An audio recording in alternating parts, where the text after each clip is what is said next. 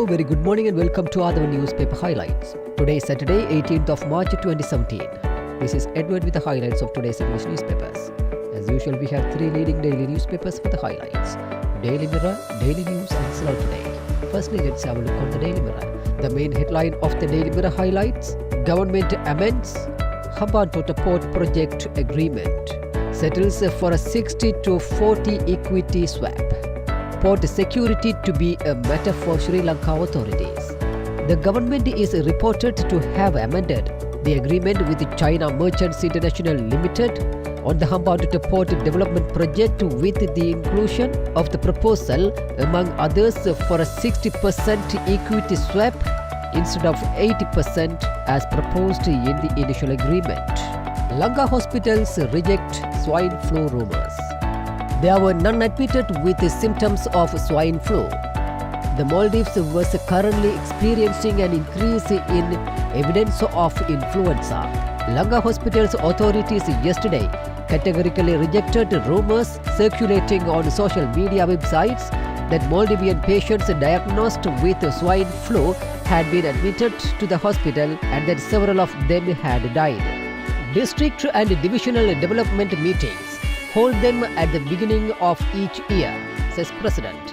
President Maithripala Sirisena, who addressed the annual general meeting of the Sri Lanka Administrative Services Association, said yesterday the district and divisional development committee meetings were not being held and stressed the need to hold such meetings at the beginning of the year. Dual chamber mode to strengthen power devolution. Government decides to re-examine current list. No one talks about reducing powers of PCs. In the event of no one talking about reducing powers of the provincial councils, the government has decided to strengthen devolution of power by re-examining the current list and establishing a dual chamber system, Prime Minister Ranil Wickremesinghe said yesterday. Secondly, let's move to Daily News. The main headline of the Daily News says, Government's diplomatic intervention pays off. Arrest 13 crew released without ransom. Sri Lanka thanks foreign countries, organizations for help. Deputy Foreign Affairs Minister Dr. Harshadi Silva yesterday said the government's diplomatic intervention ensured the release of the arrest 13 crew and vessel that was hijacked by Somali pirates. He emphasized that the crew members were released unharmed and without any ransom demands.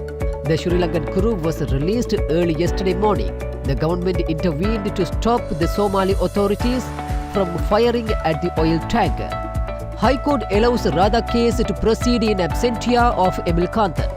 The Colombo High Court yesterday allowed the Attorney General to proceed with the controversial Radha case in absentia of former North and Eastern Provinces LTTE financial head Emil Kanthan in connection with a 200 million rupees fraud that had allegedly taken place at the Radha in 2006. Alleged war crimes, hybrid court could be set up under current constitution.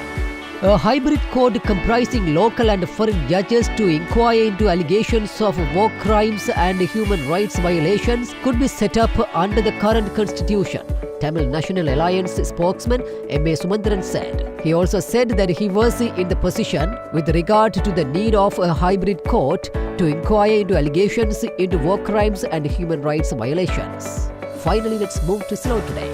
Somali hijack and hostage drama ends. Sri Lankan hostages released unharmed. Delimitation Gazette today.